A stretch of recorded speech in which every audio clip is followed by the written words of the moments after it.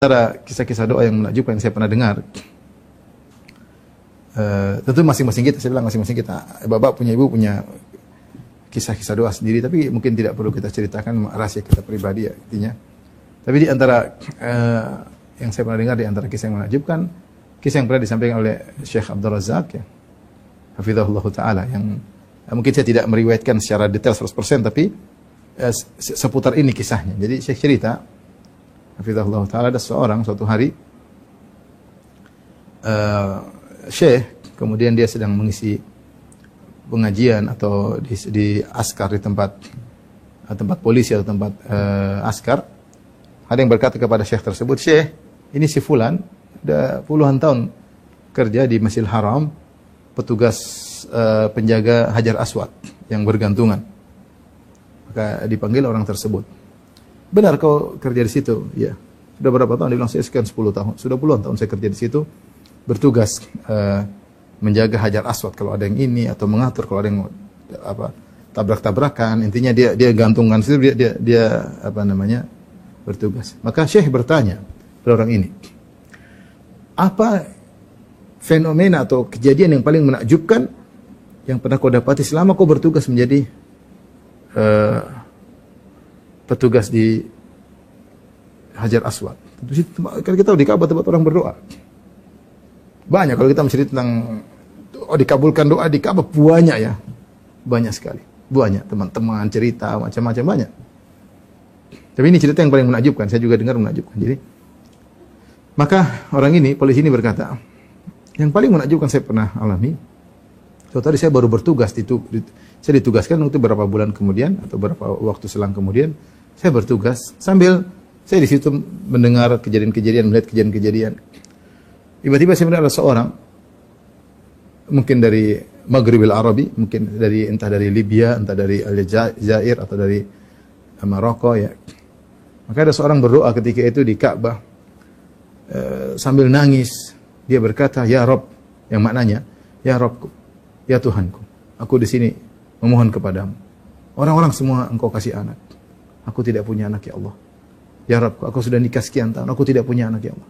Teman-temanku punya anak, tetangga-tanggaku punya anak." Dia mengeluh. Dia sampaikan keluhannya. "Tetanggaku punya anak, kawan-kawan punya anak, ya Allah saya tidak punya anak ya Allah. Anugerahkanlah kepadaku anak." Sambil menangis. Dan sebenarnya Allah mentakdirkan saya menghafal suara orang ini. Saya lihat orangnya, jadi saya hafal orang ini dan saya lihat wajahnya dan saya hafalnya. Begitu saja kejadian. Setelah itu saya tugas kembali, tapi pemandangan itu tidak saya lupakan. Berjalanlah waktu, berjalanlah hari, tahun demi tahun, subhanallah. Saya lupa, saya cerita waktu itu, Syekh Abdul Razak cerita, hafizahullah, apakah 20 tahun kemudian, sekitar gitulah, sekitar 20 tahun kemudian atau belasan tahun kemudian, tiba-tiba 20 tahun kemudian, terlalu 20 tahun kemudian, saya lupa jumlah tahunnya. Artinya sudah sekian tahun lamanya, saya sedang bertugas, tiba-tiba saya mendengar suara yang sama. Tapi kali ini permohonannya lain. Orang yang di depan Ka'bah, entah di Multazam, entah di mana, artinya dekat dengan saya. Kalau dekat dengan dia berarti kalau nggak di Hajar Aswad jadi Multazam. Tiba-tiba orang ini berkata, "Ya Rabbku." Tiba-tiba Allah menjadikan saya mendengar perkataan dia berdoa agak mengangkat suara, "Ya Rabbku, matikanlah anakku ya Allah. Ya Rabbku, matikanlah anakku. Anakku ini memalukan aku, memalukan keluarga aku, durhaka kepada aku, tiap hari membawa kesedihan." Dia sebutkan tentang kenakalan anaknya. "Ya Allah, matikan anakku ya Allah. Cabut nyawanya." Dia berdoa di Ka'bah. Setelah 20 tahun kemudian, saya lihat orang itu, saya sadar ini orang yang dulu. Maka saya turun dari gantungan saya, kemudian saya pegang tangannya. Saya bilang, "Sini." Dia orang yang nurut karena dia polisi kan. "Sini." Dia bawa keluar menuju dari kerumunan. Dia bilang, ente 20 tahun, kamu yang 20 tahun berdoa begini-begini kan? "Iya kan?" Dia bilang, "Iya, saya minta 20 tahun lalu di sini." "Kamu kan?" Artinya subhanallah, jadikan dia ingat tentang doa orang tersebut. Maka polisi langsung menjelaskan, saya katakan sama orang ini, "Kamu telah berbuat zalim kepada anakmu 2 kali." "Kenapa saya zalim?" Orang itu ngeyel, "Kenapa saya zalim?" "Kamu pertama kali waktu kau minta 20 tahun lalu, kamu hanya bilang, 'Ya Allah, berikanlah aku anak.' Kau tidak minta anak yang soleh." Kalau Nabi Zakaria kan berdoa, dzurriyyatan thayyibah, berikanlah aku keturunan yang apa? Saleh. Nabi Ibrahim mengatakan, Rabbi ja'alni muqimas salati min dzurriyyati. Ya Allah, jadikan aku penegak salat dan keturunanku penegak salat. Kau ketika minta anak, kau hanya bilang semua orang punya anak, dia tidak punya anak, berikanlah aku anak. Kau tidak minta anak yang saleh. Kau telah zalim kepada anakmu. Harusnya kau minta anak yang saleh. Ini yang pertama. Yang kedua, kenapa kau tidak berdoa, ya Allah berilah hidayah kepada anakku? Kau zalim lagi sama dia. Kepala kau bilang cabut nyawanya. 2 kali kau zalim sama anakmu. Subhanallah, orang ini terperanjat. Ini polisi nasihati dia. Nah sini berdoa lagi, dibawalah anak orang itu orang dibawa menuju ke multazam lagi, dia berdoa, subhanallah, dia berdoa, ya Allah, berdoa, sampai nangis berdoa, kemudian sudah, begitu saja cerita. Setahun kemudian, orang dari Maghribil Arabi ini, entah dari Jazair atau Libya, saya lupa daerahnya, entah Jazair atau Libya atau Maroko, datang lagi, entah umrah, entah haji, datang lagi setahun kemudian. Datang membawa seorang anak muda yang kelihatan sudah multazim, sudah hijrah, kalau bahasa kita sudah hijrah. Kemudian dia mencari saya, waktu saya lagi tidak tugas.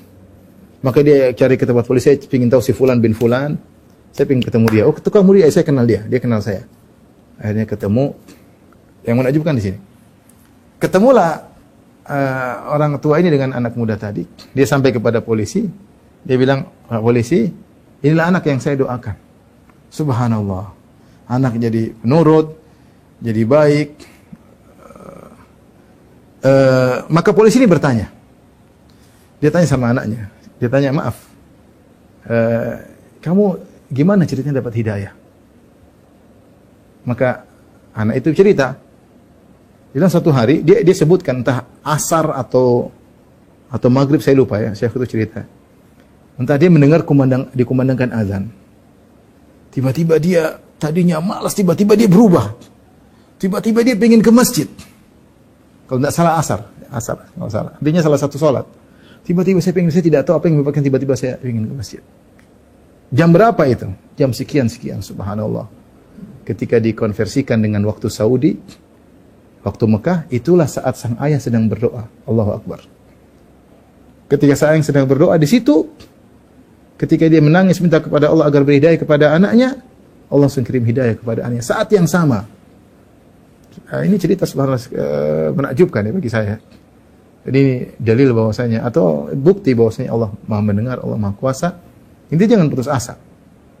Kita berdoa kepada Allah Subhanahu wa taala. Mau anak senakal apapun, mau istri senakal apapun, sebawel apapun, berdoa kepada Allah.